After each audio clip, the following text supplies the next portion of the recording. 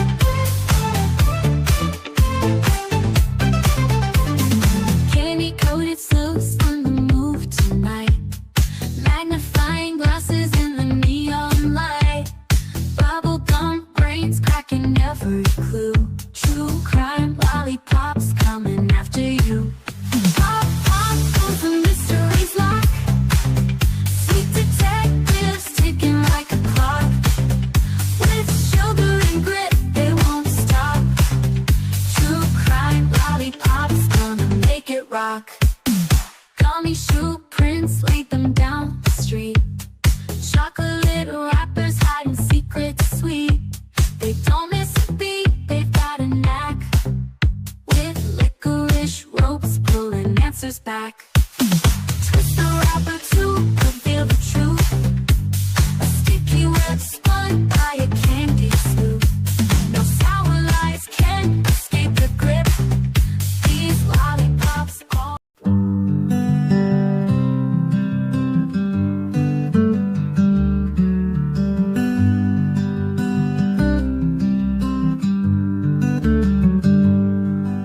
Sebastian, sweet boy, where have you gone?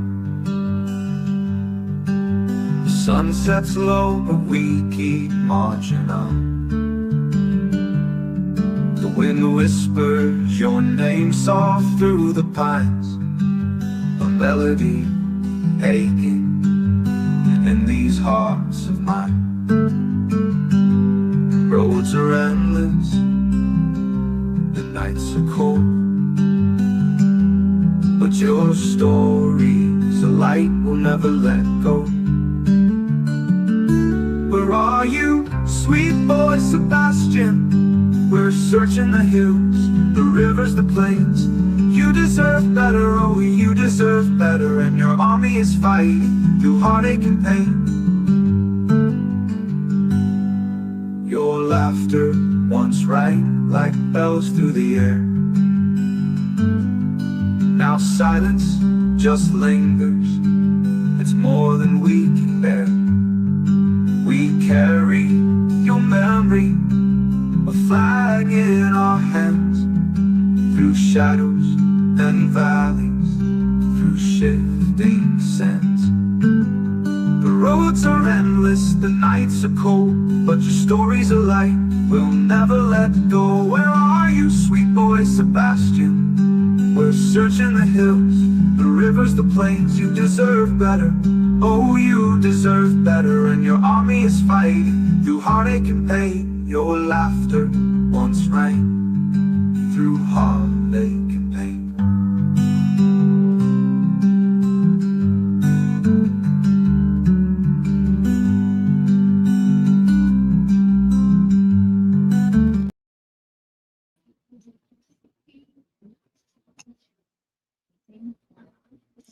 Well, hello everybody. I got myself all over here tiny in the corner.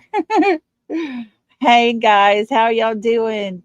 Thank you so much for being here. I appreciate y'all. Hey Linda, good to see you. Hi Selena. Oh, Linda, thank you for that sweet comment. Hey Dan. Let's see. DJ, hello to you. TJ, hello, hello, and thank you. Hi, Miss Kathy. Good to see you. Selena, hello to you. Hey, Keely. Good to see you, sweetie. Let's see who else we got with us. Lisa King, always good to see you. Hey, cool gamer. Hope you're doing well. Deborah, hello to you. Cool gamer, you and Deborah are on the vertical side. If y'all want to come over and hang out with everybody in the chat on the vertical side, y'all are welcome to do that. Let's see here. Who else we got? Jacqueline, hello to you. And Teresa, hello, hello. So glad to have all my friends. Cecilia, hello. Patty, hey, hey. All righty, I think we got everybody. Oh, Susanna, hi, how you doing? Elaine, hello to you. Randa, always good to have you with us, girl. Good to see you. Let's see who else we got here. My chat's jumping and skipping, so if I didn't say hello to you, I apologize. But thank you guys so much. I don't understand. We start out with a good number, and before the songs are over, we're down a whole bunches. Lolly, I got to go swimming. I get to go swimming later at the hotel pool. Oh, good for you. How fun. How fun. Well, thank you guys so much for being with us. Thank you for hanging in there with us. Thank you for just being who you are. I appreciate it. I appreciate y'all so much. Um, Happy Tuesday, everybody. I hope you enjoyed yesterday's live with Michael Vaughn's mother. We will finish that up again on Monday of next week. And I apologize. I was under the understanding that the Mr. and Miss E was having a live stream and doing a prayer vigil. So I apologize for abruptly ending it, but it was still the right thing to do out of respect for them.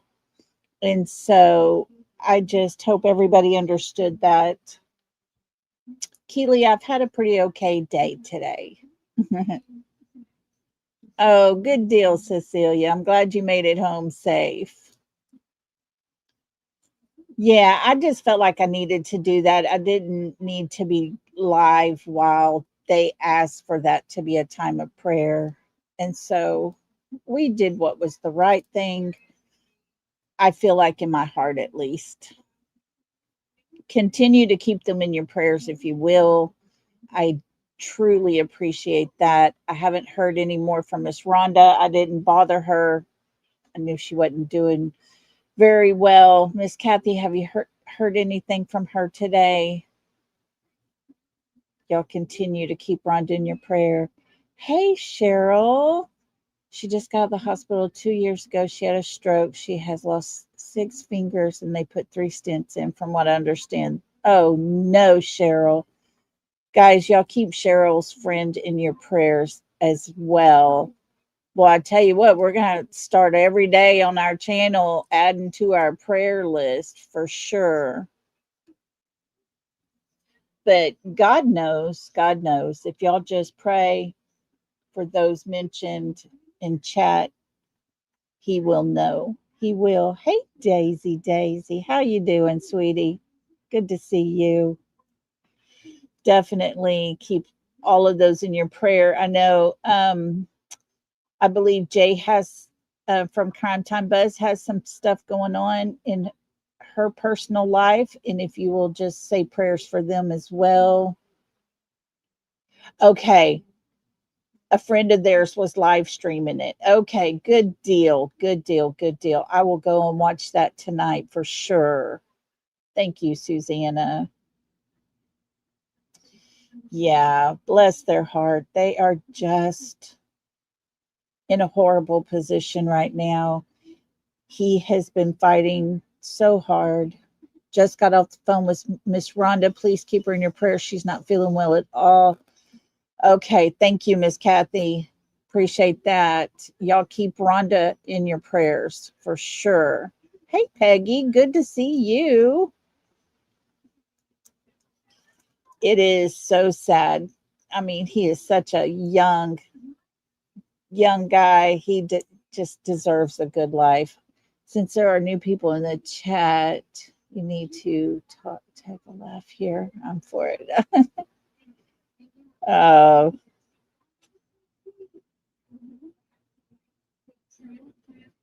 Guys, if you are new in chat, we have Keely in here with us in our chat, and she would love to be your friend. So if you don't mind and you haven't already, please say hello to our beautiful Keely that joins us. Oh, Miss Peggy, goodness. Yes, Cecilia says share, subscribe, and join if you can. Yeah, our memberships are getting low. I did set a goal as well. I've got to do better this month than I did last month. And so anything and everything you can do is greatly appreciated. But if you can't, never apologize for that.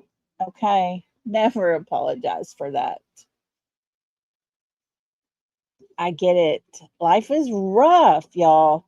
I've been looking at places, how much, and my goodness, I can't believe it. I live in a small town, y'all, and the prices were so much better than what they are now. For the price we paid for our house, which was a rather large house with a swimming pool, in-ground pool, a shop, and a storage building.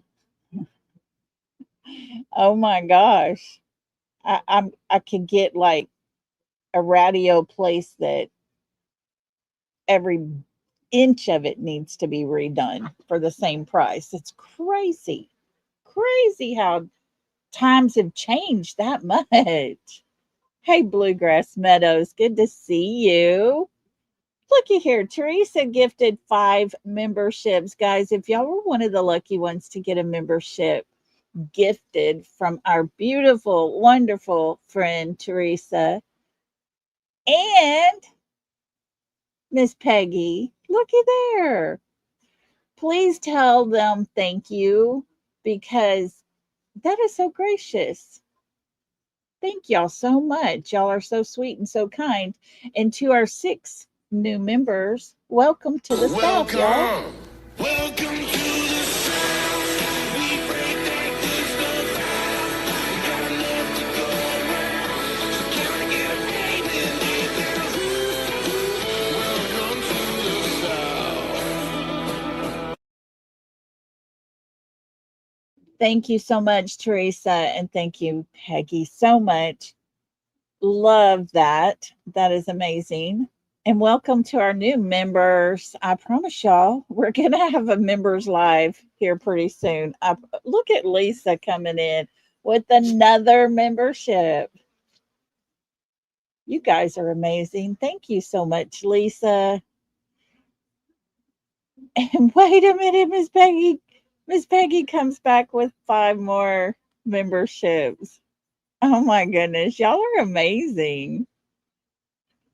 Thank y'all so much. To our new 6 members, our 12 total for the day. Welcome to the South, y'all. Welcome, welcome to the South. We break that good stuff down. We got enough to go around. So can I get a amen? Welcome to the South. Thank you to you guys so much. And please make sure to tell them thank you if you were one of the lucky ones to get that membership. I appreciate y'all. Y'all are amazing. I am so grateful to have y'all as my friends. Daisy said, read my comments. Let me go back up, Daisy. Hang on. Do, do, do, do, do, do, do. Let me find you, Daisy.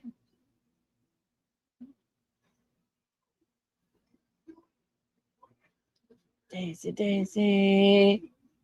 I want to thank you all for the prayers. Went to the doctor today. I have a virus that comes with a headache, stomach pain, nausea, sweating. I'm on antibiotics the last 3 to 7 days. Bless your heart, Daisy.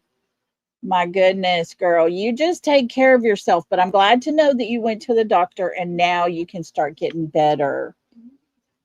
And if you need to sit out, don't worry about it. You do what you need to do for you because we need you good and healthy, girl. So over the next couple of days, keep Daisy and her daughter as well in your prayers so that, she can take care of her daughter and protection over her daughter so she doesn't get it. Those viruses are bad. Oh, yes. Randa said bad storms are coming back to Oklahoma, just getting over our tornado on Friday. Were you in the path of that tornado, Randa? My goodness. Yeah. The bad weather's coming through Arkansas, Texas, and Oklahoma again. And I tell you, we were lucky. They were calling for egg-size hail in our area. We got a little bit of hail, but not bad. So we were very, very thankful for that. But those storms were pretty rough. It came close to you. Oh, my goodness. I'm so glad you're okay. Y'all, let's keep prayers for those in the path of the storms. It's that time of the year, guys. I'm telling you, this time of the year is the worst for these bad storms in our area. I don't know about everywhere else, but the Oklahoma, Texas, Arkansas, Louisiana, kind of those areas right there. Want to be sleuthing? How you doing, girl? Good to see you. You have a shelter in your apartment? Good. Tell you what, there was a couple of times Saturday that I was ready to go downstairs. And I got my dog. I was like, let's go. Because it got to howling and everything. And I'm the only one on the top level of the house here. So, hey, want to be sleuthing? I have a question for you, girl. Did you have a channel at one time?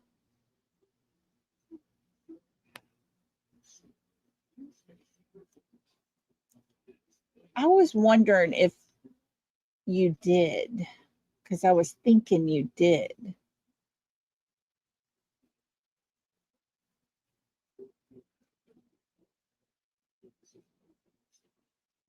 So we'll see what she says. I've been looking for some interview things and I was like, who was that other person? Never had one.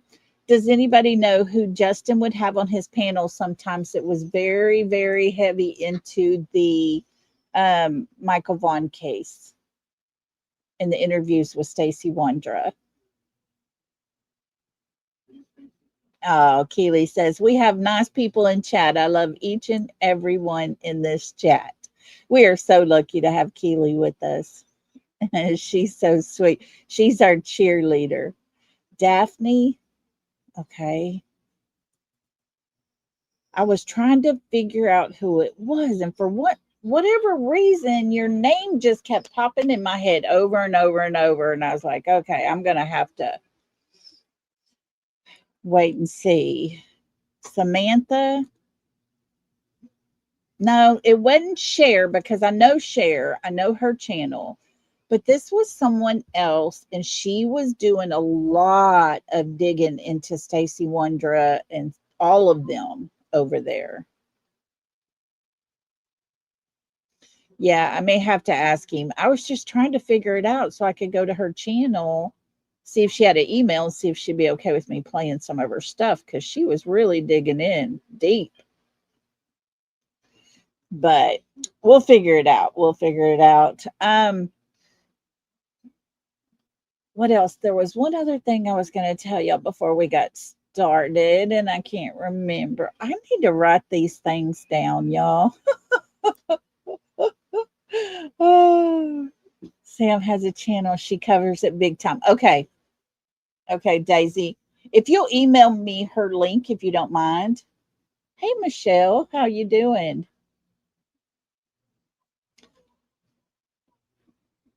Yeah. Yeah.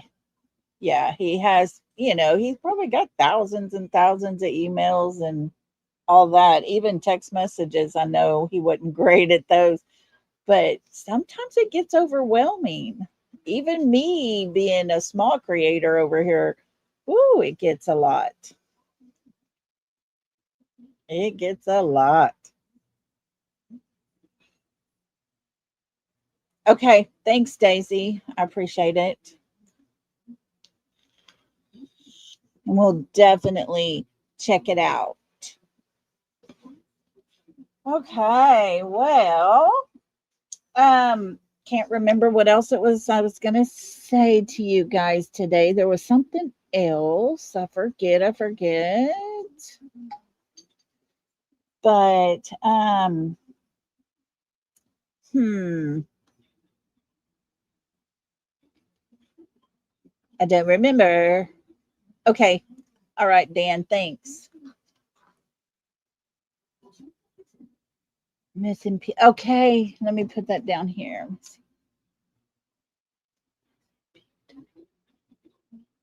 Hold on, I'm gonna write this down.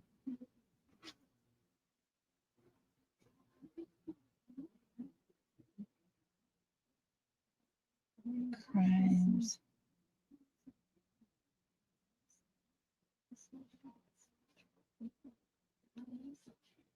All right. I'll go check that out for sure. Thank you, Daisy. I appreciate you, love. Yeah, we're going to cover some cold cases. We are. I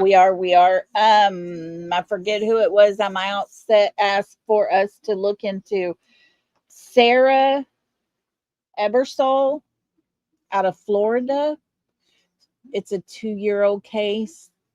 And oh, good, Daisy. Okay, good deal. I'll check with her and see if she'll allow us to use her content. I always try to make sure that the creators are okay with it before I'd use it, It's just respectful. So, anyways, well, guys, I guess let's get started. Today's title, Katie adapts over the years. We started out when Sebastian first went missing 2 years ago.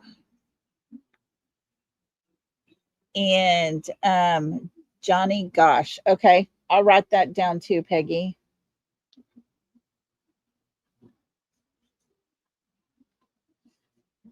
But we watched Sebastian's mom as well. Watched her close. The reason being, not because we were mean, not because we're being ugly towards her, but it's a simple fact that she was the last one with her child. And so it's a given fact.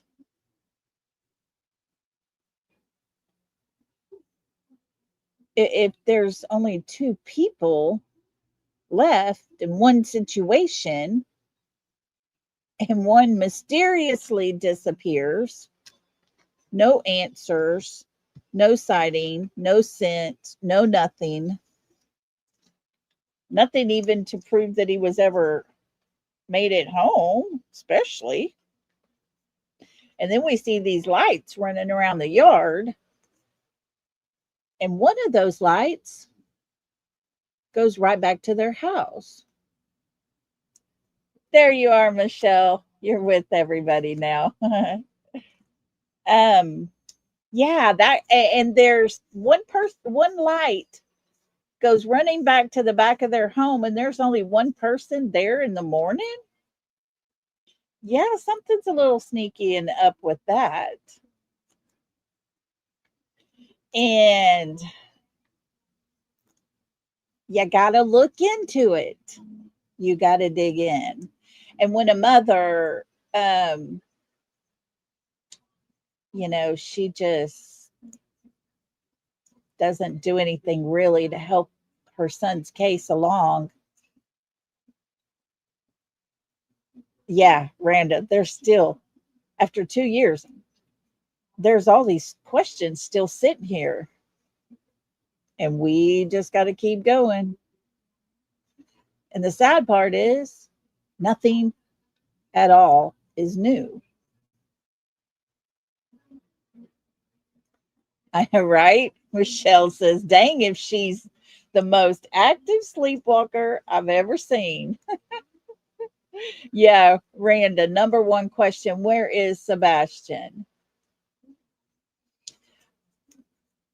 Bluegrass Meadows, 100%. Y'all, look at this. If a babysitter lost a child, they would be held responsible. Parents lose a child, they're not held responsible. Unfreaking believable. 100% over and over and over again. I honestly am coming to the conclusion that those lights that night were supposed to represent the possibility that Sebastian snuck out of the house, met up with somebody, got in a car, and drove away. But I believe headlamps were worn that night. And I think Katie missed a click on her headlamp and thought hers was off, but it kept on. So thank goodness for her mistake. Because, you can get away with a crime, but that doesn't mean you pulled off the perfect crime. There's clues always left behind. It might take a long time for people to start catching on to it. But those clues are your screw ups. And your screw ups will get you caught. All these old cases, they even have decided the person who actually unalived and cut up the Black Dahlia, all those many, many, many years ago. Look at the deacon at the church out washing his car one day when the cops rolled up. Put him in handcuffs because he was arrested for being the BK or BTK killer or something like that. But yeah, all those people, even his daughter was like blown away. She did an interview Unbelievable to her that her father could be BTK. That's it. Thank you, Michelle. I was getting all tongue twisted there. So, yeah, she was just blown away that her father had unalived so many people. Michelle says he was here when I was a child. Oh my gosh. But all those years later, the perfect crime just doesn't exist. It just doesn't exist. And therefore, we live in a day now where technology will outsmart the smartest. Technology will give them away. But then, you've got these people who think that they are so incredibly smart that it'll be a case that is studied for years to come, that he will never be found. All these things, all these statements, all these funny little episodes they continue to have in talking about their stepson and their son. It tells a story, guys.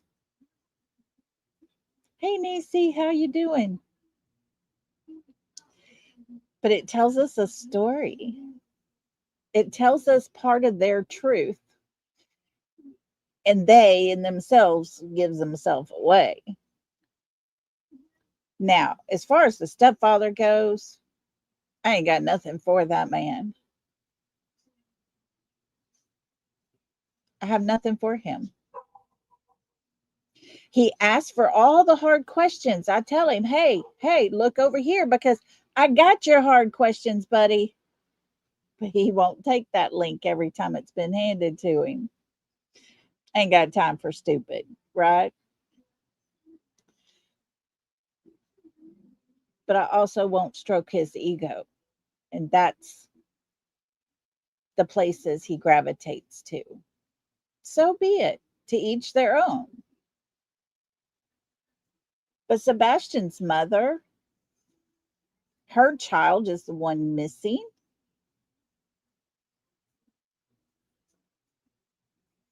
Her child is the one that was in the car with her that night when they drove away from Texas Roadhouse.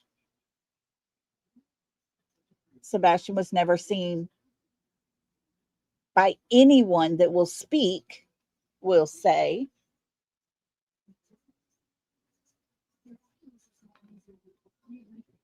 Since that night he drove away with his mother. There's no proof at all that he ever made it home because Katie made sure to undo the lights on the porch. Katie made sure to undo the lights on the corner of the house the day before. So it'd be nice and dark when whoever took out the trash that night took it out. They wouldn't be able to be identified easily. So therefore, there's no identification that Sebastian even took out the trash. They can't say that. They can't say that Sebastian was in the car because the neighbor who lived next door, her camera shows the car, but it's so dark. And Katie made sure to pull in the driveway straight into the garage and shut the door before ever opening her door. So there's no idea for anyone that anyone could ever have as to whether that other door opened or not. But hey, Katie is the one that holds the key. Even the experts say that. That's a given. You don't lose a child. You don't just all of a sudden, oh, wait, he's gone. But the words she said ever since that very, very morning have been very questionable. Even her actions and the way she acted, and the neighbors in that neighborhood that saw her that morning, there was no panic. There was no crying, no worry, no nothing.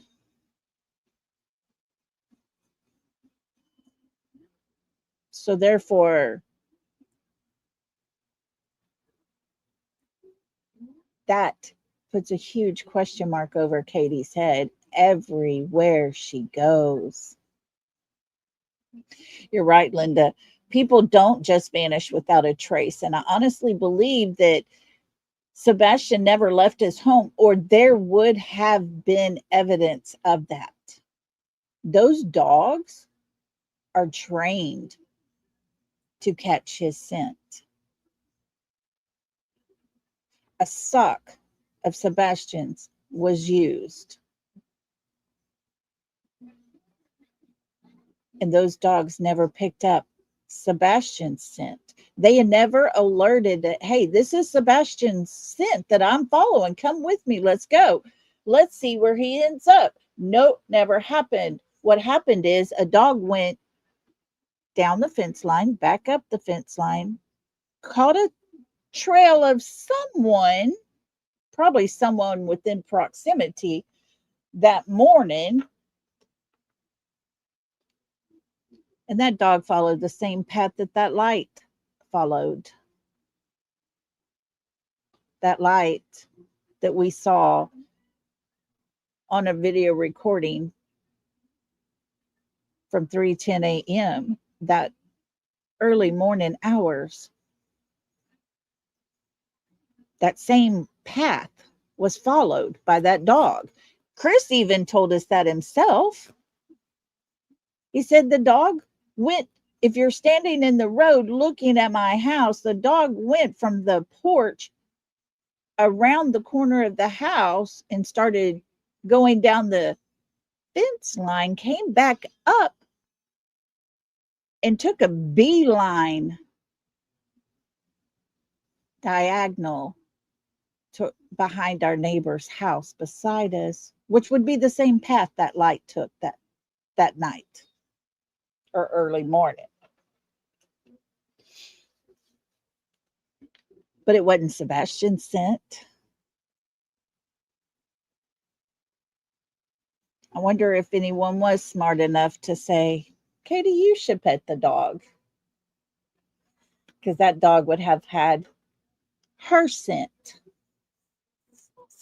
Just putting that one out there. But recently, Sebastian had his 2-year date of being missing, sadly. Hey, Kai, how are you doing? Good to see you. And so we're going to start with last year's interview. We're going to start with the one she did with Mr. Chris. And I want y'all to listen to the words of the deception detective, because he analyzes her words. Her words. The words that get people in trouble. The body language. The way you hold yourself and present yourself. All those things give you away. Randa, I have not heard anything yet, so we're still waiting. I don't know. Everything I'm understanding is these are documents that were done right after Sebastian went missing. And if that's the case, then that is when Chris was trying to gain full custody and the lawyer said no, but he still had parental rights for visitation stuff. And that's where we're at today. Everybody, I think, got really excited because they were assuming this was something new and that Chris lost all rights to his daughter. But if those documents were something that was older at the time of when Sebastian went missing, then all that is where he was not going to gain full custody like he had hoped. And his lawyer fought for 2 hours just to keep his background information hidden. So I wonder how much of that was hidden. Because I'm pretty much positive that any judge in their right state of mind would remove even visitation if they knew the abuse Sebastian had suffered. So here we go, guys. This is with Deception Detective. I'm going to go ahead and see if we can't get this up to full screen before we start playing. And let's listen to this. This is this one, and then we're going to go right into her other one she did last year by herself. Green tea. She likes to laugh in her interviews. His jokes, the way he laughs when he tells a funny. He had this like half gallon of green tea that he had gotten from the grocery store, and he thought of this joke, and he ran in the kitchen and he grabbed a green cup and he was like, "Mom, green tea." That's Katie Proudfoot telling a journalist about her missing son, Sebastian Rogers, but you'd be forgiven for not knowing that based on how much fun she seems to be having. After all, even the journalist said that she could sense joy. So in today's video, let's continue watching the rest of this interview and spotting all the red flags. If you're not aware, this is my fourth video analyzing this interview. Detective and attorney trained in statement analysis, this channel exposes lies and manipulation. So if that's your thing, hit like and subscribe. For early access to new videos, exclusive videos, and other cool perks, consider becoming a channel member. Link in description. As I said, we're going to be wrapping up the interview and then looking back at their most bizarre statements from earlier parts of the interview. So before we grab our deception decks and start analyzing, here's a quick recap of what I mean by that. On your screen now is a leakage card from my deception deck, if you want the entire breakdown. But the gist is that liars can unintentionally reveal the truth through their choice of words. If someone repeatedly uses a bizarre phrase or word, it might be worth looking into. Like all the cards in the I honestly believe every time she laughs, it's leakage. deception deck, I've included a real world example. But if you've been here for a while, you'll know that we've used leakage in multiple true crime cases now. And even when we look back with 2020 hindsight, the leakage is apparent. All right, without further ado, let's pick up where we left off. Ugh.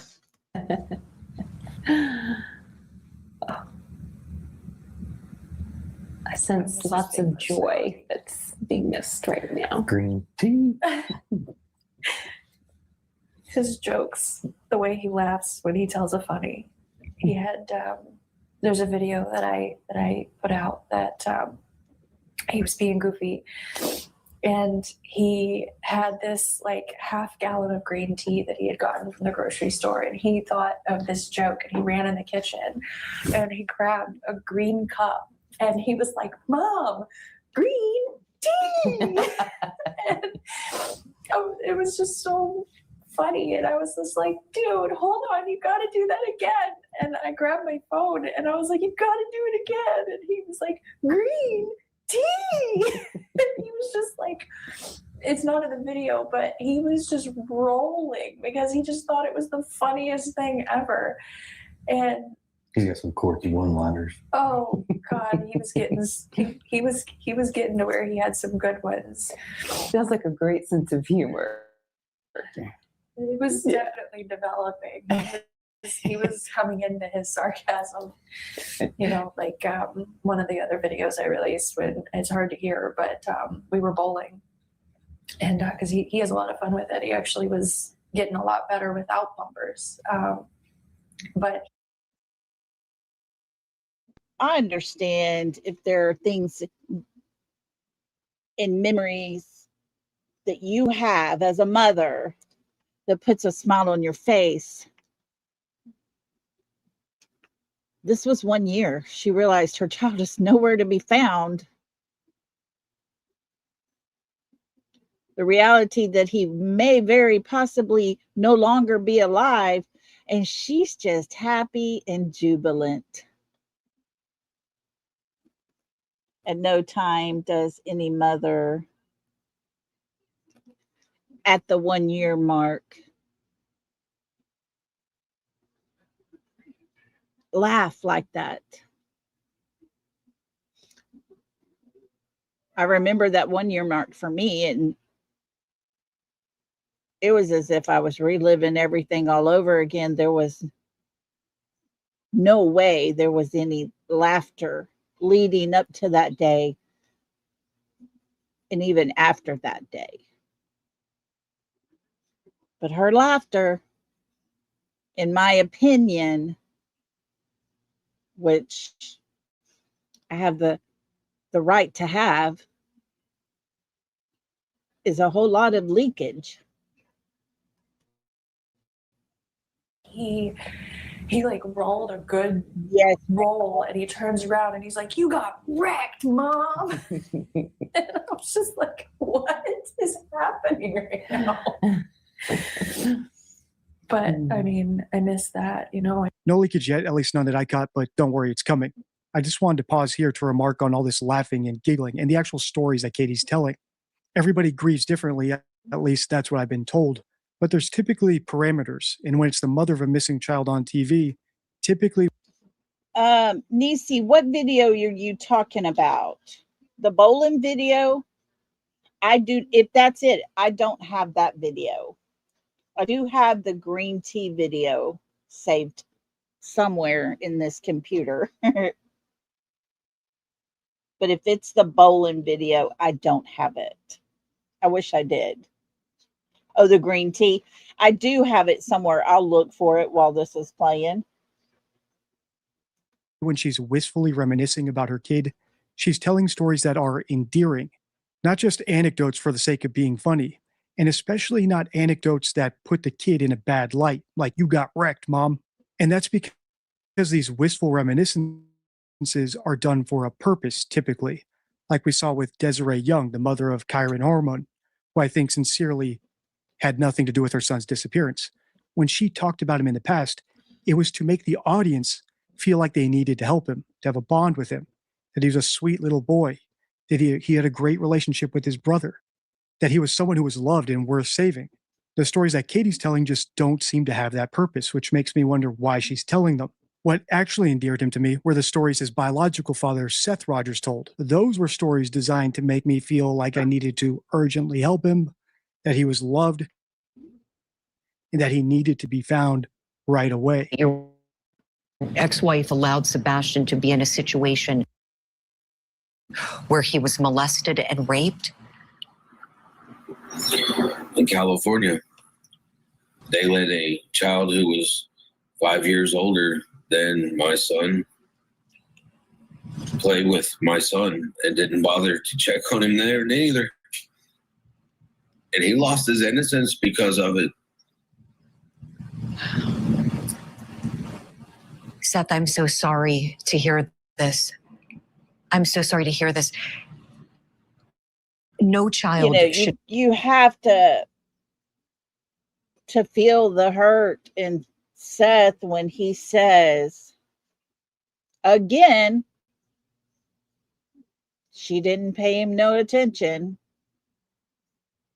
We know Katie was on the phone with her husband, of course, because what couple married, as long as they've been together, sit there for 3 hours and talk on the phone?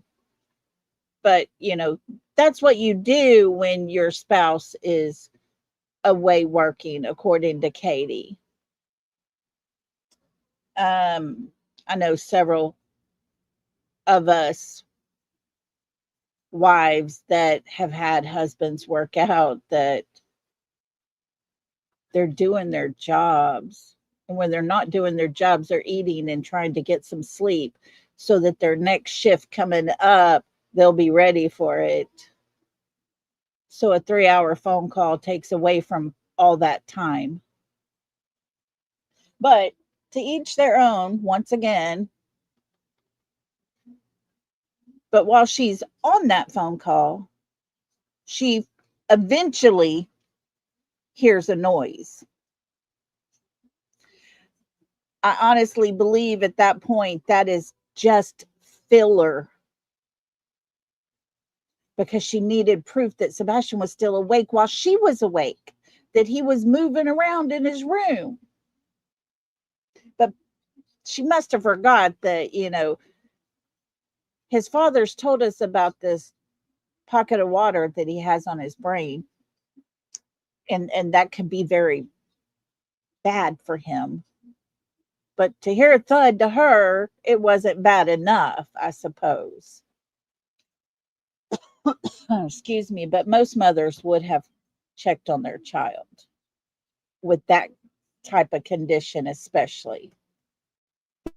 Be subjected to any kind of abuse whatsoever. Sexual abuse can be especially traumatic for a young child. Is this something that Sebastian has struggled with since then? Yeah, finally was able to actually start getting him therapy for it last year. The fact is that they weren't doing the correct thing, clearing California. So all of that happened to Sebastian when he was what, 8, 7, 8? I think he was 7. They moved to Tennessee when he was 8. He was 15 when he went missing. So the year before would have been 14. So for 7 years, this young man wasn't getting the counseling for the thing that happened to him. And we're supposed to be sympathetic to Katie knowing that. I'm sorry. I'm never going to be sympathetic to a mother who doesn't get their child the right counseling, the kind of counseling for the situation that her child went through needed to be specific. She as a mother should have known that. I question that. It was probably more than likely, just a guess in my opinion, that her husband decided what type of counseling probably that Sebastian needed.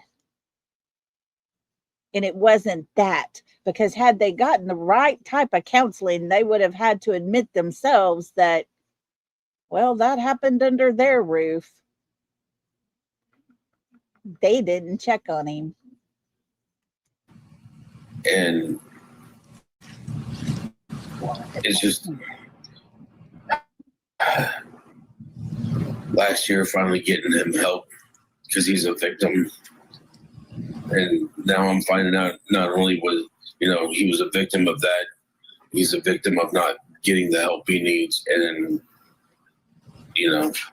I've listened to some of their podcasts where they make fun of him, make fun of his dancing. Chris obviously has this thing about corporal discipline with him. Wait, corporal discipline. Yeah, that let's rephrase on or go back a little bit on that word, corporal discipline. Friends, I have a copy of their divorce decree because it was out all over the internet thanks to the other side.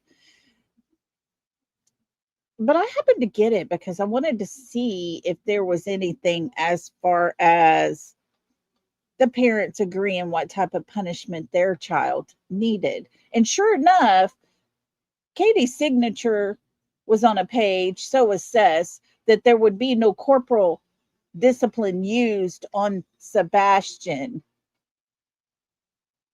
I guess since Chris didn't sign that paper, he felt free.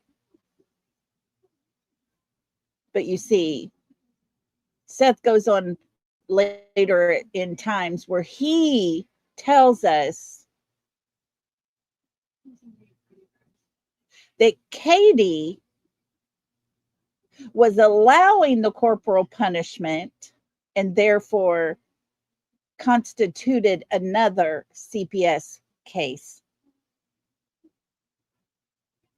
for allowing the same type of punishment to continue. The same kind that, yeah, Chris said he wrote that agreement. Yeah. My dog could write that agreement if he thinks he did. His lawyer that he gave Katie to use might have written it.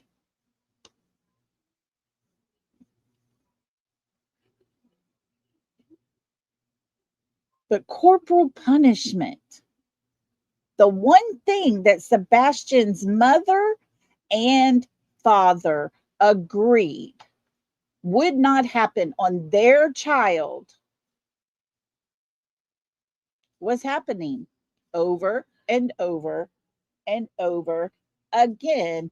And Katie continued to allow it.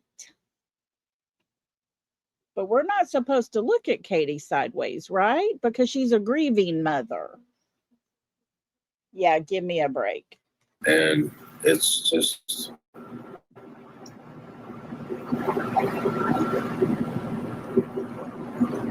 it's not good. Seth, I'm so I need sorry. to find my son, and Right. he's going to need extensive therapy now to put him Yes. back on the right track. The contrast is unmistakable. One paints him as a boy who can take care of himself and is brash. The other as a victim who needs help, our help. All right, let's keep listening. Was around and he's like, "You got wrecked, Mom." And I was just like, what is happening right now? Yeah, that's a grieving mom, right? But I mean, I miss that, I miss being able to hang out with him, because he's not little anymore, which we had a lot of fun when he was little, but when they get older, you start being able to do different things with them. And game nights are, God, they're a blast sometimes. We didn't have pool days this year. Whole days. It's big in the summer. He loves to go to the pool as much as possible. Swims. Oh, God, he wants to swim. He's, I don't know if I put that picture out or not, but there's one that I took of him. He has on this like giant, I think it was a flamingo, and he was just like, just being a cool guy. Being a fun kid. Lots of funny things. Funny. For our viewers, before we end this, I guess you're... Once again, just my opinion, but I think all the funniness is to distract from the seriousness of what she's actually on the TV doing this interview for. Your message for them is just keep hope alive. Yes. Remember him. Keep looking. Share his face, because talking about him is what we want to do, but we want to make sure that people know his face. We want to know that people know who they're looking for. And we would, like that time you drove past the protest outside the sheriff's office because nothing was happening in your child's case, and in you and your husband and what looked to be your in-laws in the car with y'all, just drove right on by, like sharing his face that way. Katie, you want us to lead? Are you leading us by example? Because if you were our leader when it came to Sebastian, we would all be going on vacation and just driving on by. just ask that everyone just kind of be aware of your surroundings in general. You never know. And all it takes is just one person that could make a difference. And go ahead. I would say, if anything, constant. Oh, he don't need to be saying nothing, does he? um, let me go back up here. I want to get back up here and see find this. TJ said, if she's leading by example, I'd rather waller in mud with some pigs. Seems like that's what they like to do also. Definitely being vigilant, just looking out there, aware of what your surroundings are. Please, if you see something, call 911. Hey, buddy boy, I'm aware of my surroundings. I'm always looking. You hadn't come around. Well, I deserve to go missing, but you don't come nowhere around me. And trust me, I was aware of my surroundings long before you came along. All TBI. I know there's a lot of other things out there, but We would we encourage. just need, it needs to be segregated, like just a single point of right back to law enforcement. Mhm. That's where it needs to go. We would- Anybody that sees anything, just report it, please. Do you feel that there's someone out there right now that knows something? They're just not saying it? It's hard to say Well- until we can run down this video and figure. It's hard to say until we can run down this video that the damn police debunked within 48 hours of Sebastian going missing.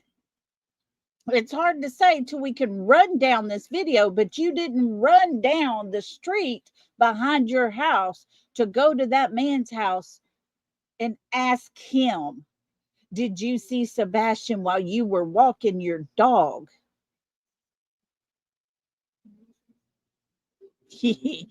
Yeah. Yeah, this is what we're supposed to believe, guys. out what we're seeing. I don't want to speculate. I don't want to, it's because it's an active investigation. I don't want to add any more Rumor. chaos. Yeah, we don't need your chaos, Chris. Please don't add no more. Please just stay off of YouTube. Quit trying to reprimand all the creators on the other side for talking about things that you don't want them talking about. Quit attacking and calling out other creators who actually talk about your child. Not you per se, but your child that you claim as your own son. And tell that person the most disgusting things ever? Yeah. Let's avoid the chaos, Chris. Take your own advice. That's already out there. We just want to keep this to the core, Sebastian. In my last video, I pointed out something that Katie said, which I thought could potentially be leakage, or her revealing through her word choice that she knows that Sebastian is buried somewhere. And that's when she said, if he were to come in through the front door, she would bulldoze him with hugs. I pointed it out because it's such a bizarre choice of words and an expression I've never heard before. So as we continue listening on in this interview, we're going to listen out for words related to digging and hiding things in the earth, whether it's digging machinery or words related to the soil or anything along those lines. That was a clip from... You're right, Randa. CP did say it's time to move on. He did. All Katie wants you to do is pass out flyers. Don't be talking about him. Just show his face. So you just walk around silently with the picture of Sebastian. That's all she wants. But we're supposed to coddle those two because they're grieving.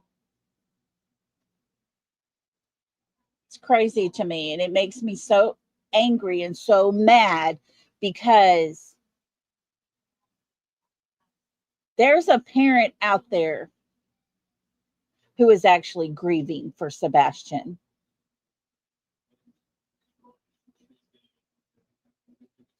And these two, make fun of that parent in his grief. And their friends do the same. one of my earlier videos analyzing this interview, and it's why I'm pausing now, because of what Chris just said. When he thinks about finding Sebastian, he thinks about getting to the core of things, which could be leakage about him thinking about something in the earth, as in the core of the earth. Now, is this a long shot? Of course it is. And if it were the only example of leakage like this, I wouldn't even be noting it. But it's not.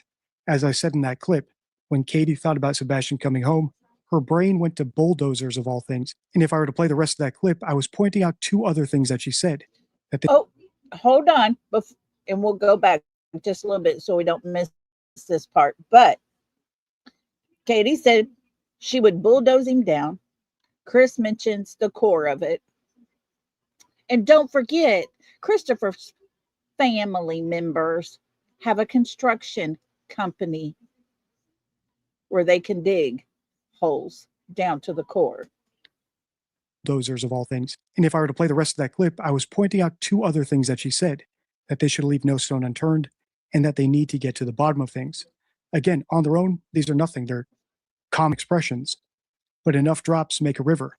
So we're noting it. This to the core, Sebastian. Keeping hope alive. Yes.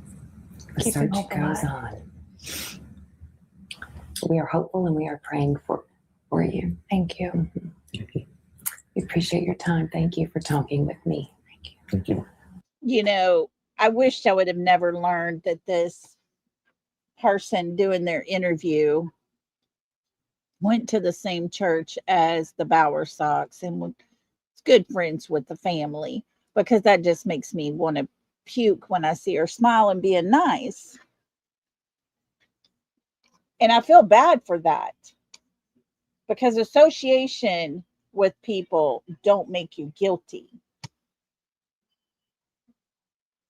But with these two, with Sebastian's case, it's almost disgusting. Kiki, thank you so much. Kiki said, come on, Snarky Lolly, may as well. Kiki was telling me she almost got snarky in the grocery store. I said, well, it's Snarky Kiki Day. But when it comes to these two, it's so easy to go there. Oh, man, Randa, I'm with you on that. Thank you, Kiki, for that. That was sweet of you. Randa said, I'd love to hear Nancy Grace interview them now. I don't think Nancy Grace would ever touch them again. I really don't. Right, Kiki? If it smells like garbage, it's garbage. Call it for what it is. And that's what we're watching. Which is to viewers. My message would be, Before she tells us her message, can she look any more, I don't know, frumpy? That would be a good word. first and foremost, thank you. Thank you for helping spread his flyer, his story. Thank you for helping spread him. Does that not make you wonder if they spread his ashes somewhere? Just saying. Her choice of words. Yeah, there you go, Cecilia. Pathetic. Yeah.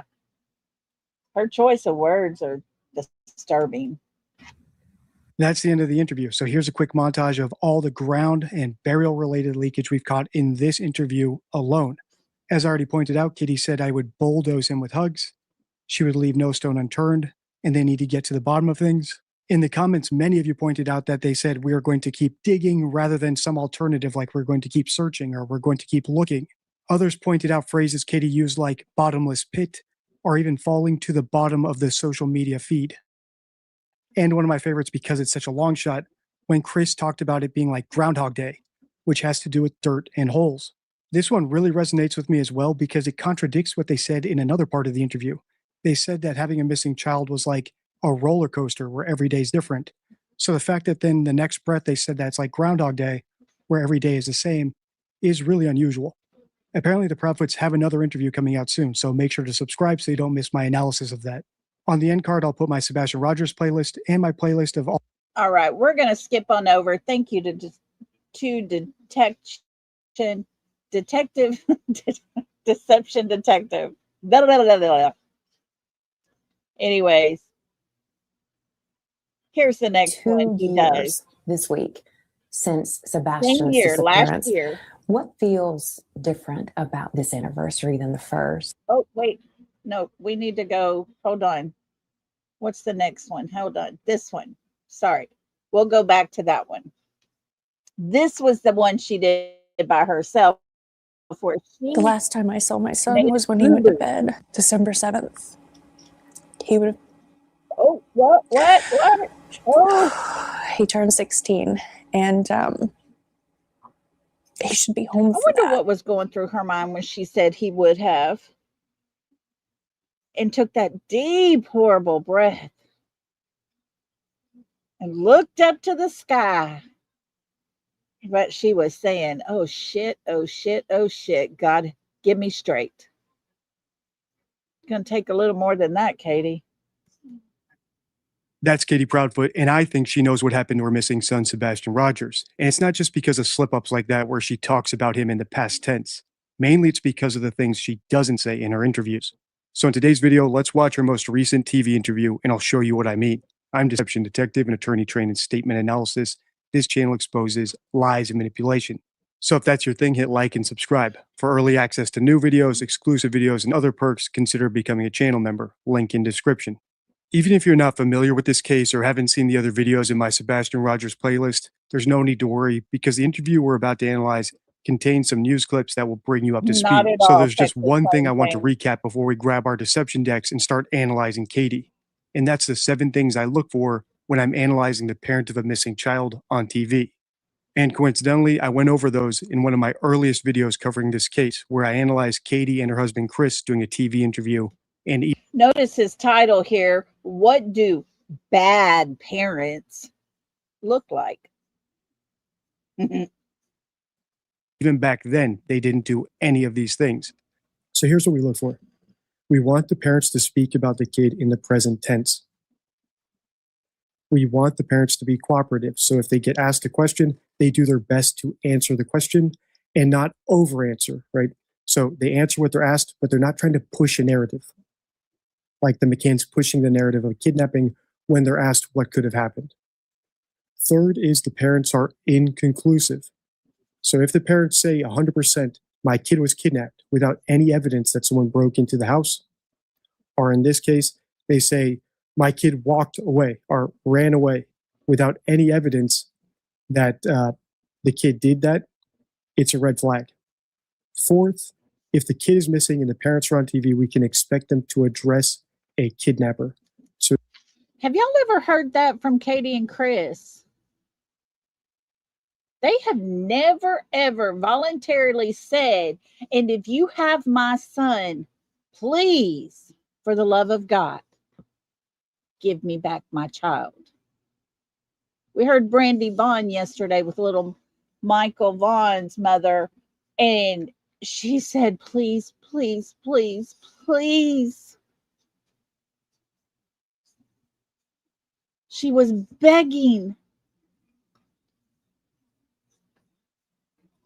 Katie has never, ever begged. even if they're not sure the kid was kidnapped, they don't know what actually happened. So we can expect them to at least look into the camera and say, if you have my son, Sebastian, please return him to us. We won't pursue you. Just drop him off at a police station. Fifth, we can expect parents to address the child through the camera. Since they don't know what happened to their kid, for all they know, the kid is watching. So they'll take that opportunity to speak to the kid. Sebastian, we know you're out there. If you're watching this, we love you. We're going to find you. Sixth, the parents ask for help. That's the entire point of these appearances. If the parents don't ask for help, it means A, that they might know the kid is beyond any help. They might know the kid is already dead. Or it might mean they have an ulterior motive. They're not necessarily doing this interview to help find their kid.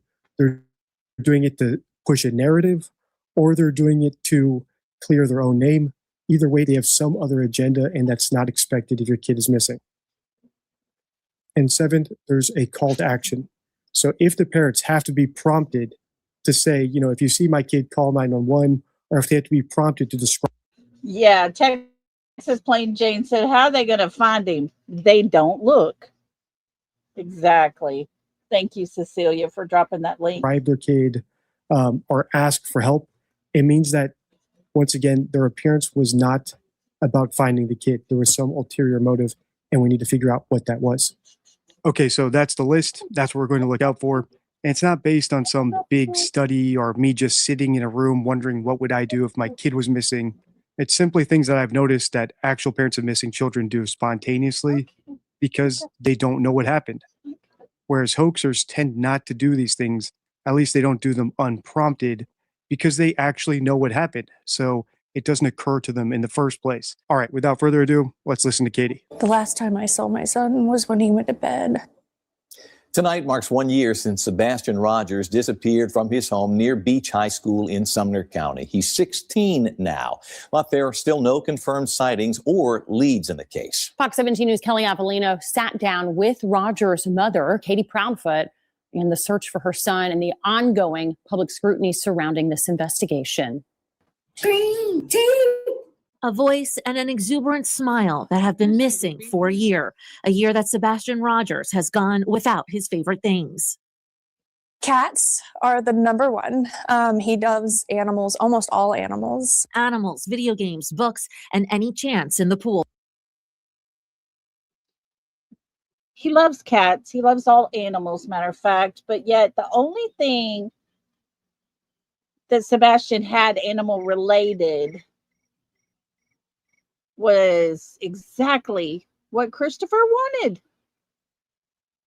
A couple of yappy dogs. That's it. Everything he's ever loved animal-wise has been taken away from him. He loves water. He swims like a fish. Sebastian also missed his birthday. December 7th. He would have.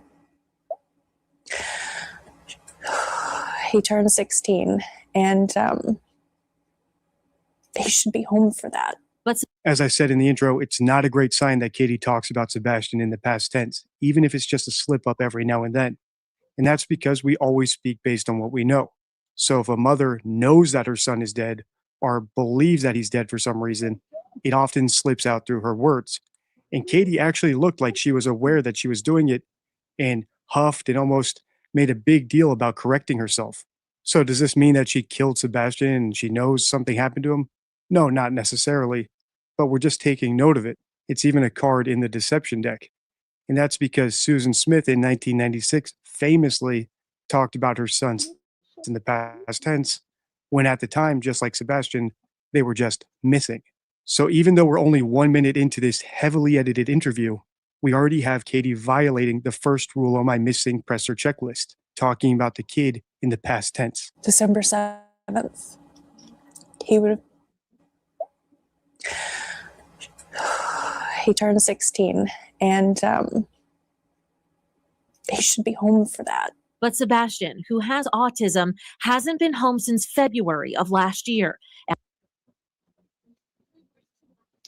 Tell you what, that you can only listen to that so many times. One time was more than plenty for all of us, because to speak of Sebastian in the past tense is just gross. Absolutely gross. I'm going to do this real quick. I'm going to give everybody a little happy real quick, and then we'll go back to sharing that. Let me get myself bigger here. And I am going, y'all don't be laughing at me. Don't be laughing at me, because I'm looking all bad. But here's time for another puppy. Hold on, let me get her. Here is another puppy. Hold on. Her wants to keep snuggling. This is another puppy. Look at that sweet face. Look at here. Look at that sweet face. Isn't her cute? Look at her. Her so cute. I just wanted to give y'all a little happy in all this yuckiness. This is her. Her's a little fat one. She likes to snuggle, though. She likes to get right up here. So, anyways, okay, enough of me. I just wanted to give y'all a little happy. My granddaughter just brought her up here. So, anyways, here we go. Let's finish. Let's finish this out.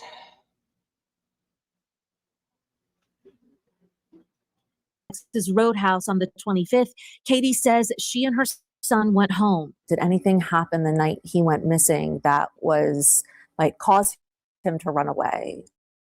Was he punished in any way? An argument? Just a normal night? It was a normal night. It was a calm night. That turned tumultuous by the next morning. When I went in his room and he wasn't there. He wasn't in his bed. Katie says she frantically searched the house and drove around the neighborhood at 6:30 a.m. until she and Sebastian's stepfather, who says he was away for work at the time, called police. There's lots of problems here, but they really all boil down to one thing, that Katie isn't being cooperative, which is another item on our checklist. In fact, she seems to be going in order of the checklist. And by uncooperative, I mean she's not actually answering the questions that she's being asked, which you'd expect her to do because these are questions that allow her to provide us with information to go help find her missing kid. For example, the journalist asked her about the night Sebastian went missing. And what did Katie say? Well, she didn't actually answer the question. Instead, she sat there silently until the journalist hopped in to break the silence and provided the answer for her. Oh, typical KK fashion. That's how she does it. That's how Katie answers questions. She has to be prompted into answering those. Most parents would be overjoyed to talk about their child.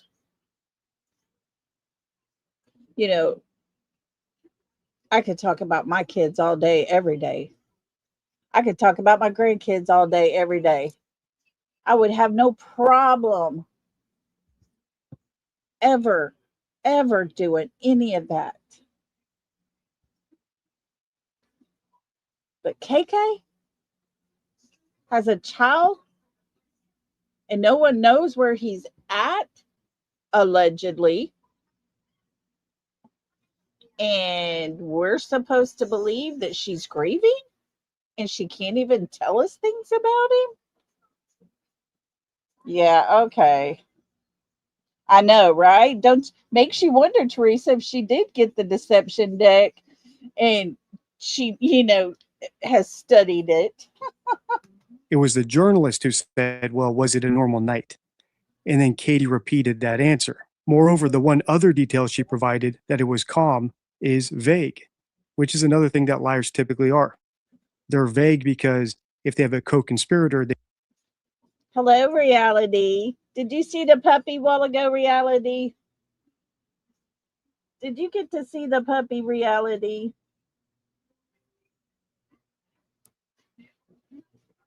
Yeah, grieving through all those. Yeah. Yep.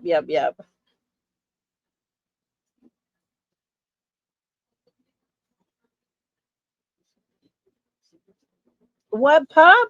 Oh, hold on, guys. Reality needs a puppy break. Hold on. Reality. We have a corgi. And she got knocked up. Little huzzy. And we have 5 new babies, and they are all different. So we're showcasing. And this is one of them. My granddaughter just brought one up here.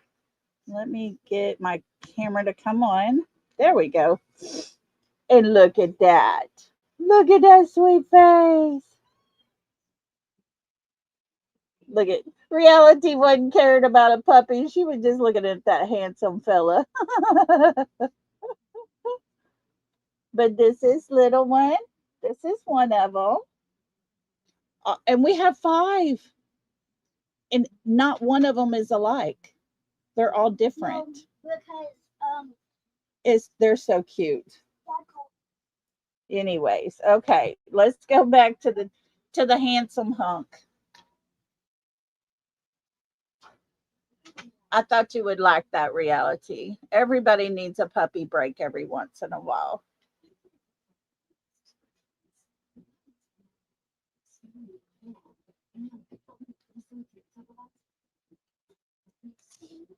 They are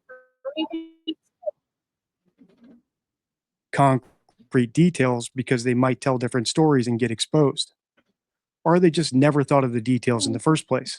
Finally, Katie did another thing that was uncooperative and a hallmark of liars who are trying to conceal information. She told us what she didn't see in Sebastian's bedroom instead of what she did see.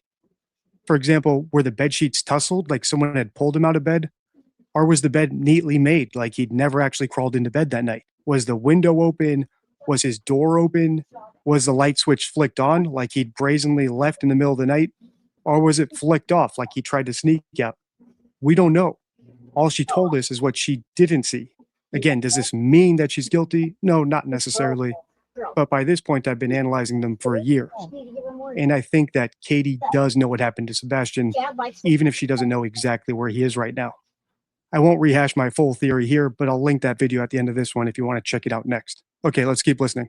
Days later, investigators combed through a landfill 2 hours away, still saying they had found nothing.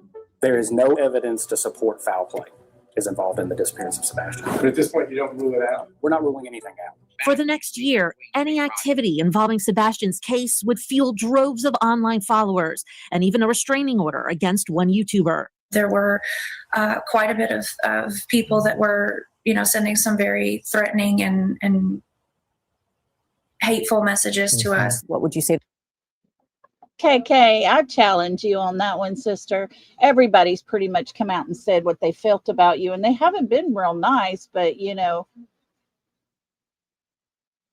were the last person with Sebastian. To those people, just stop. Fox 17 News said. What do you think Sebastian said that night? Do you think he would have said stop? Did he say stop? What did he say, KK? Because this ain't about you. This is about him.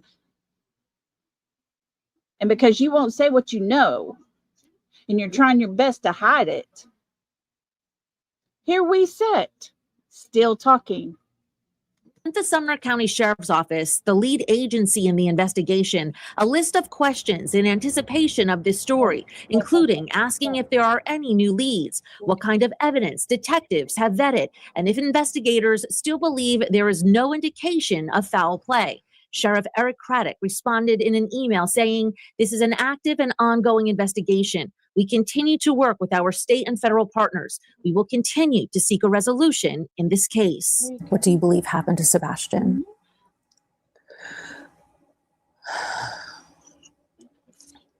Unfortunately, over the last year, I have thought every single day, night, every moment of every possibility of something that. Boy, she's straining hard, isn't she? She is straining hard. It is taking her a hot minute to try to figure out what could have over the last year have happened to her son. Sit.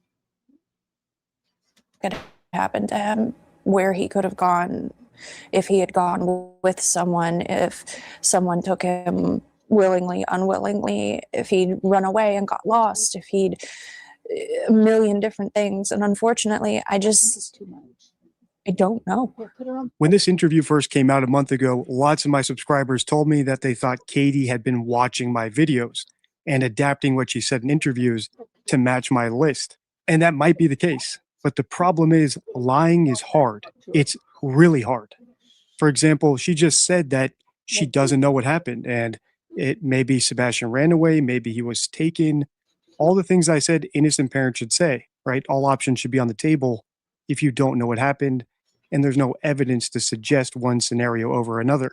But the problem is, just like any bad scriptwriter or actress, Katie is telling, not showing. In other words, if she really thought it was possible that Sebastian might have been kidnapped, why is she not addressing any potential kidnappers? She's on TV right now. Katie never addresses him through the camera either, saying something like, Sebastian, if you're out there, dial 911. Mommy and daddy are looking for you. So, Well, that's because in so many people's opinions, mine included, I honestly believe Katie knows where her child is. She doesn't need to beg because she knows. She doesn't have to go searching because she knows. She doesn't have to get on a TV or a YouTuber's channel and say all the things about Sebastian because she knows. She's doing nothing.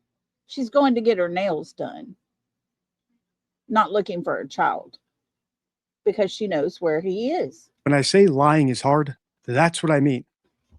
Acting is easy. Faking body language stuff is easy. Actually writing the script for something that you're not actually experiencing is very hard. That's why even blockbuster movies with multiple scriptwriters, continuity proofreaders, etc. still have plot holes. Unfortunately, I don't know.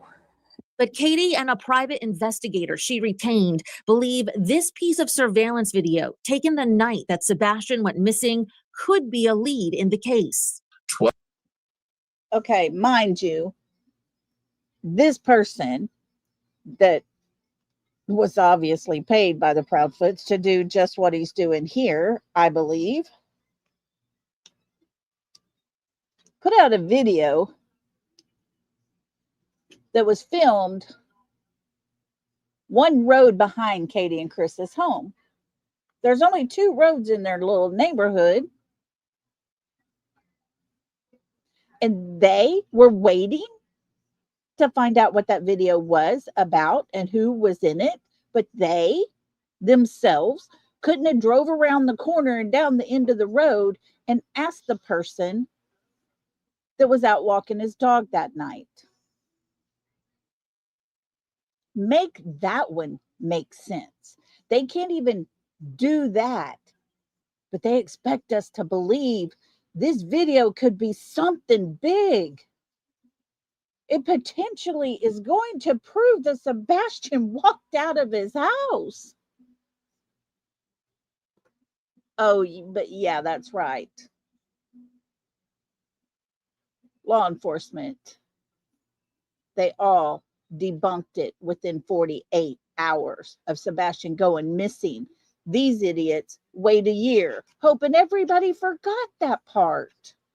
1217, a couple 100 yards away, there's a figure. The Sumner County Sheriff said the video has no relevance to the case, but the Proudfoots aren't dismissing it until the identity of the person is confirmed by investigators. Unfortunately, any possible break in Sebastian's case has gone nowhere. No child goes poof.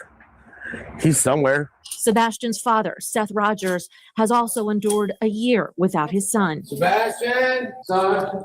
Seth brought in a team offering their own reward of $347,000. That's on top of the FBI's $50,000 reward. To stop looking is to give up hope.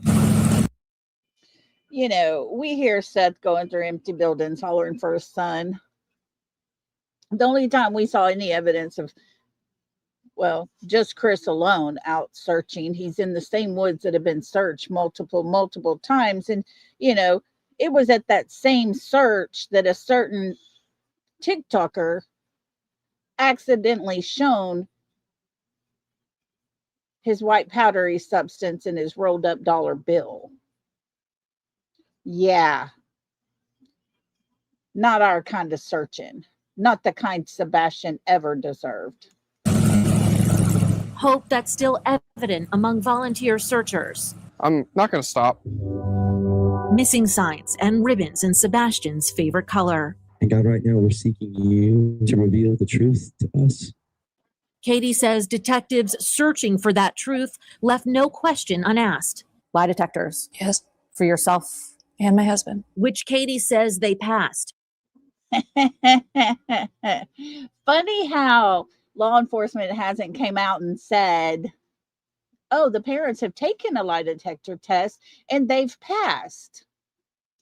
The FBI hasn't come out and said, oh, the parents have taken a lie detector test and they passed. But on Nancy Grace, one of those parents got cornered and agreed to take a lie detector test by an expert that the FBI frequently used, and he never showed up to get it. We don't know what investigators say about the test, but Katie says they have searched her home thoroughly, many times. Cadavers, searchers. What do police tell you at this point? What do they think? Unfortunately, that they have zero evidence. Zero trace of the boy with a smile that's imprinted on countless hearts, especially, Katie says, on her own. I would just like to tell my son that I love him and to know that we are never going to stop searching. So, why didn't she get a green dragon or a green cat? Because he loved those things so much. But instead, Katie got an open heart tattoo with a cross, suggesting that a piece of her heart is in heaven. That's the meaning behind that tattoo. I guess she thought we wouldn't catch on to that kind of thing. My tattoo artist showed me a picture of that exact tattoo and said, this is what a lot of parents get for their child when their child passes. I didn't want that. I wanted my child's handwriting. And that's what I got. a lost smile can be found. Anyone who believes they may have seen Sebastian Rogers should immediately call 1-800-TBI-FIND or the Sumner County Sheriff's Office. There is a vigil for Sebastian this Saturday, March 1st at 2 p.m. at the Celebration of Life Church in Hendersonville. Which Katie nor her husband attended.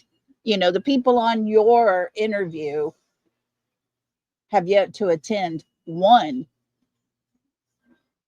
They've never attended any. We will certainly continue to update you on any information we learn in his case. I'm Kelly Avellino. And voila, Kelly Avellino, the journalist, did what Katie hasn't done in multiple interviews. She actually asked the public to help look for Sebastian and gave us a call to action, a number to call if we do spot him. Woo! Takes a television spokesperson to do what Sebastian's very own mother should have been doing for the past, at that time, 1 year. And since my audience is so smart, I know you're probably thinking, hey, Dee Dee, didn't Katie just address Sebastian? Well, not really. Once again, it's showing, not telling. She's unsure. First of all, it wasn't spontaneous. It looks like the journalist asked her, what would you say to Sebastian if you could talk to him? And then that's how she answered. She didn't look into the camera and address Sebastian directly. She said, I would tell him. It's the difference, for example, between saying, I love you, and saying, hey, tell my kid that I love them. Only one is a direct address. Finally, I saved my most granular point for last. As you can see here, even the news station that posted this video quoted Katie saying, we're never going to stop searching, which is a great thing to say if you finish that up with saying, we're never going to stop searching until we find our son, because that would imply that you know he might be out there to be found. If you simply say that we're never going to stop searching, that's a different story. That sounds more like OJ, who said he's never going to stop searching for Nicole's actual killer. Or any other. Whoa. I love that analogy there. KK and CP being compared to OJ. Lord have mercy. All right, let's go back. And we're going to watch the one from this year. Here we go. Watch how she's adapted through these 3 interviews. Just these 3.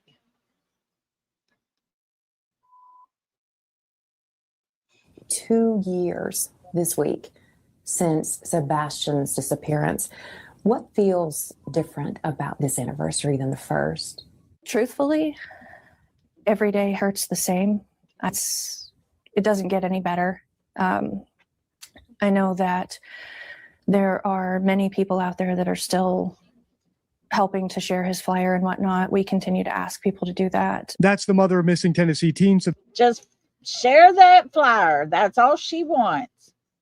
Share that flyer.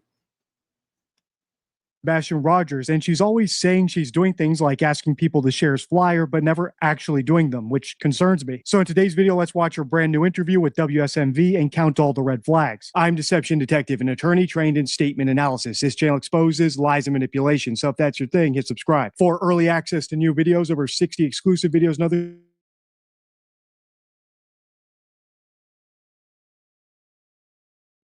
cool perks, consider becoming a shares flyer. But before we grab our deception decks and break down that red flag as well as all the other ones in Katie's new interview, here's a quick recap of the case for anyone who's new to it or just hasn't been following the latest developments.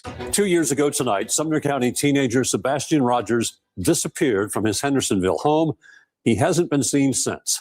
Search efforts began the next morning when he was reported missing. Multiple agencies searched from the ground, water, and sky, but no sign of Sebastian. After 8 days, search efforts were suspended. In April 2024, the Sumner County Sheriff's Office held its last news conference on the investigation. This is Caitlin Quisenberry, has been covering the case since the beginning. She spoke with Sebastian's father today. 15-year-old Sebastian Rogers has been missing in Sumner County for 3 days. 11 days. 6 months, 10 months. 1 year. Fast forward to today with now 2 years of no answers. 2 years without Sebastian Rogers. When I close my eyes, most of the time I'm waking up saying his name because he's there. He's there. I close my eyes and he's there. So that's the rundown, and hopefully even you viewers have spotted some of the red flags, like the fact that Sebastian vanished completely without a trace even after an intensive, timely, large-scale search. Sebastian was also autistic, which is an exacerbating factor to child abuse and neglect. And he was a stepchild, which is also a risk. The last voice you heard in that clip was Sebastian's biological father, Seth Rogers, who has always spoken innocently ever since I first analyzed him over a year ago, which isn't something I can say for Sebastian's stepfather, Chris Proudfoot. I won't rehash my entire analysis of Chris and Katie Proudfoot. I'll link my entire playlist on the end screen if you want to binge watch that next, but he does make lots of the same mistakes that his wife Katie does. So without further ado, let's pick up where we left off. Wait, what? Mr. Chris makes mistakes? The same ones that his wife does? Oh my gosh, I love this guy.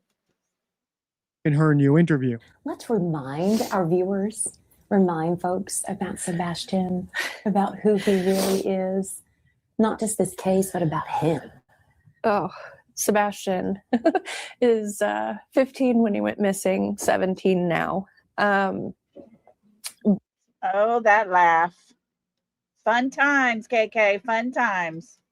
But he has just this beautiful smile. I mean, he's just got a big grin, and he's got a goofy sense of humor, and he loves being helpful, and he enjoys playing video games and building things. I think one of the most recent things we did was that crane that I had shown a while back, but we loved making. Oh, yeah, that crane that you showed a while back, of course, pays homage to your husband that you chose. Making those little projects like the Lowe's and Home Depot projects and building. And as you may have noticed, Katie Proudfoot is speaking about Sebastian in the present tense, which is a good thing. When people go missing, their relatives rarely talk about them in the past tense unless there's proof that they've passed. But the concerning thing is Katie's using so much present tense, it doesn't even make sense. For example, she said he is 15 when he disappeared. And I think that's because she's literally overcompensating because she knows there's a very real risk of her messing up because she actually does have guilty knowledge, which I pointed out in my video analyzing her first anniversary interview, which I think she watched. The last time I saw my son was when he went to bed, December 7th. He would he turned 16, and he should be home for that. That's Katie Proudfoot, and I think she knows what happened to her missing son, Sebastian Rogers. And it's not just because of slip-ups like that where she talks about him in the past tense. Obviously, there's a lot more in that video, and I'll link it below if you want to watch it later. For now, let's get back into Katie's new interview, because that's not the only thing she tried to repair based on feedback from social media. What do you miss most about not having him around? Oh God, everything. I miss his smile. I miss telling him to get up in the morning for school and him going, Mom. I miss him making his little jokes. I miss watching him run around with the dogs. I miss all of it, the good, the bad. I miss everything about my son. What would you say to him? You miss everything about him, Katie.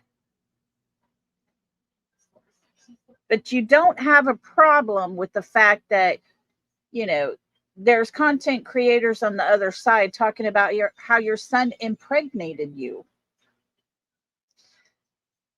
You don't speak out and clarify that that is not true. You miss everything about him, but yet you talk about how he would pee in his pants at school. Your husband does that quite often.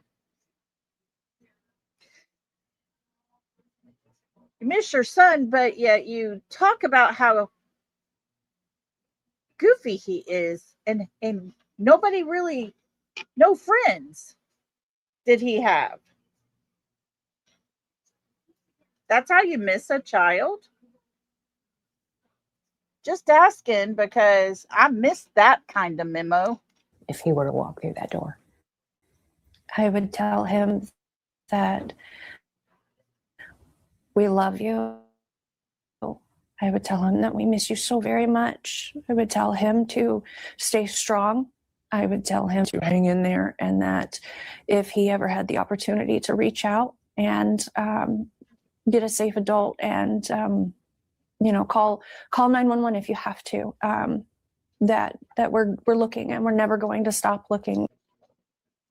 Finally, 2 years later, she voluntarily says, call 911 if you have to. But then again, Sebastian's father said, son, you know my phone number, call it. It's still the same. Katie didn't keep her two numbers. Her number, twice she has gotten different numbers. So Sebastian wouldn't know those different numbers, would he, Katie? So you can't say, call my phone. I haven't changed anything. I'm waiting for you to come home. But you took the lead in call 911, so we'll give you a tiny little kudo there. And that I pray that he's okay, and that everyone at home loves you, Sebastian, and everyone wants you to come home, and we're here. My question is, does Sebastian want to come home to you, Katie? Does Sebastian want to come home to you and your husband? That's my question. If Sebastian could walk in the door right now, I would like to know if Katie and Chris actually thought he would come home to them, knowing what we all know. I honestly believe that answer would be avoided.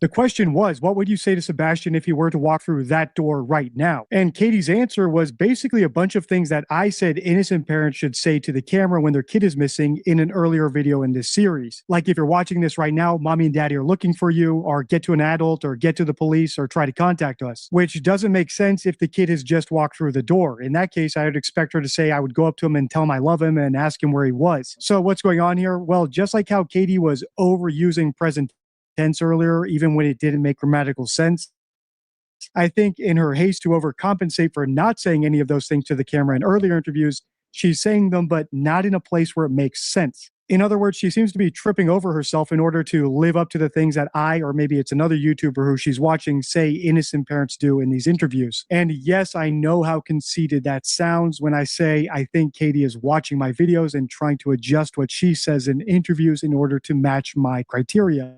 But here's the thing, later in this interview, she actually lifts something I said in one of my videos literally word for word. So let's... Wait, what? Katie's adapting with each interview? Wowza.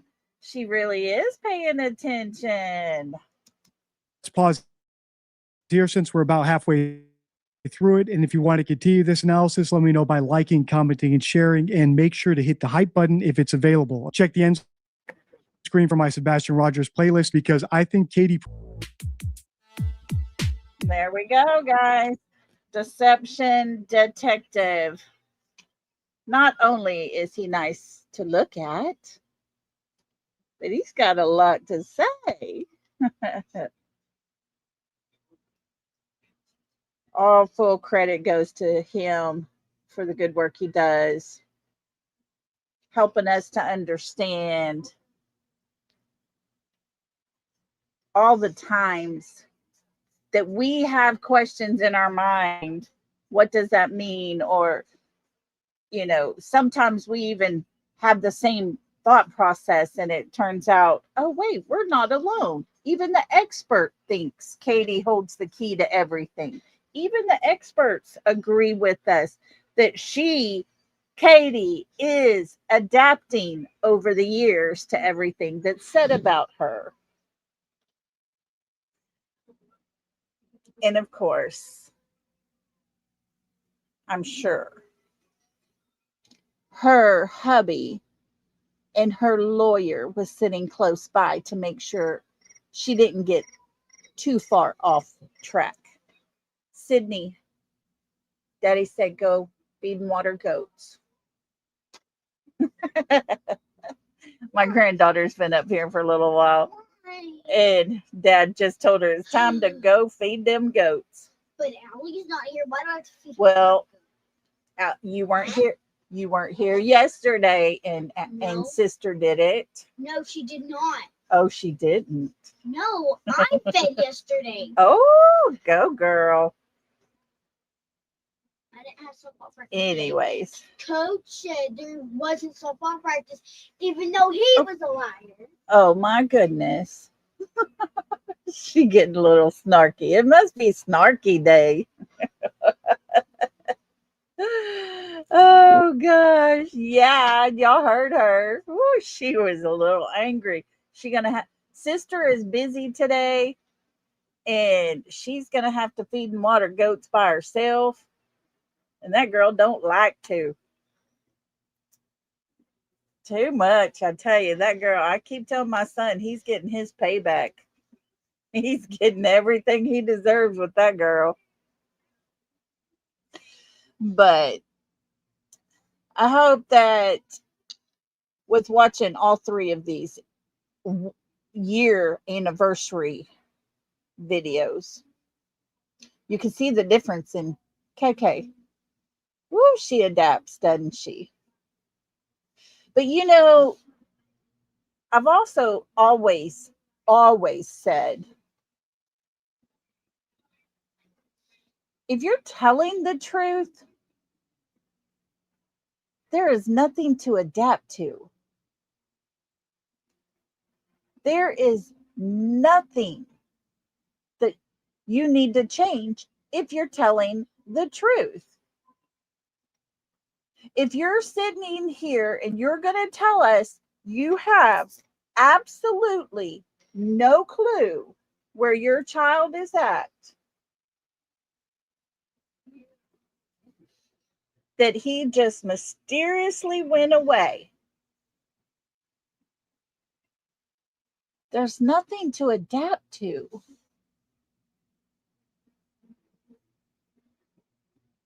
But KK and her husband do just that. They are adapting over the years from one interview to the next. They adapt.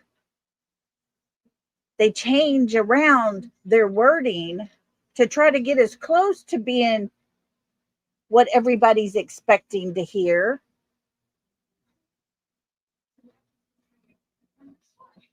But you should never have to change the truth. End of story. And for people who have a missing child to go on and do an interview in over 2 years' time, they've done 3 interviews. Katie has done 3 interviews. Chris has done 1 with her.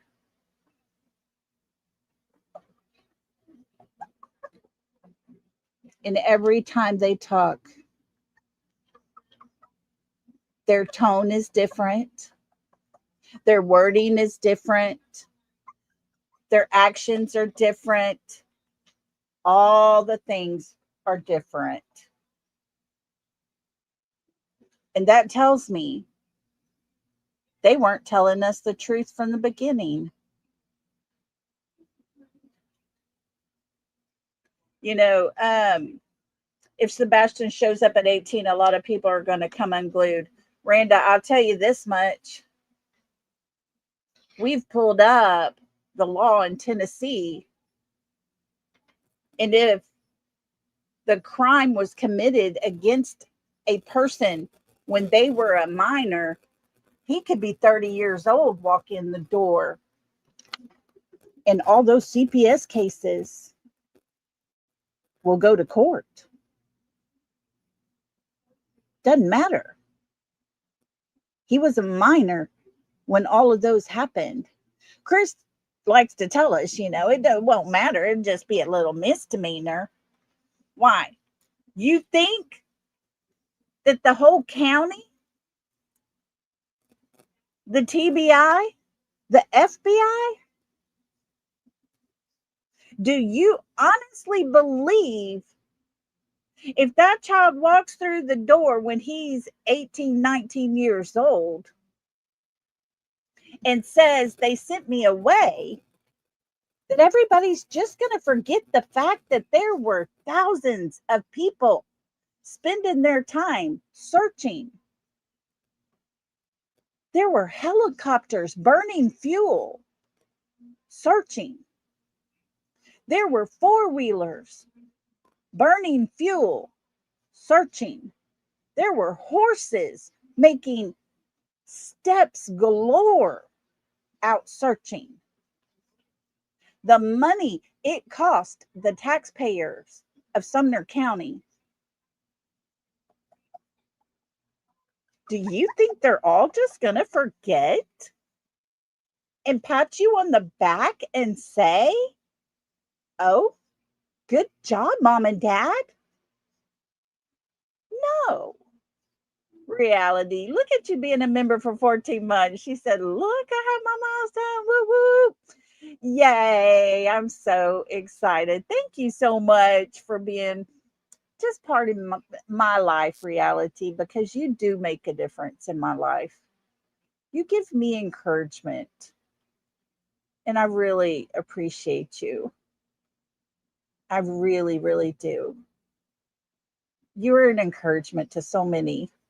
I love you and thank you for being part of us for so long. But yeah, there's not going to be people that just let that go by the wayside, guys.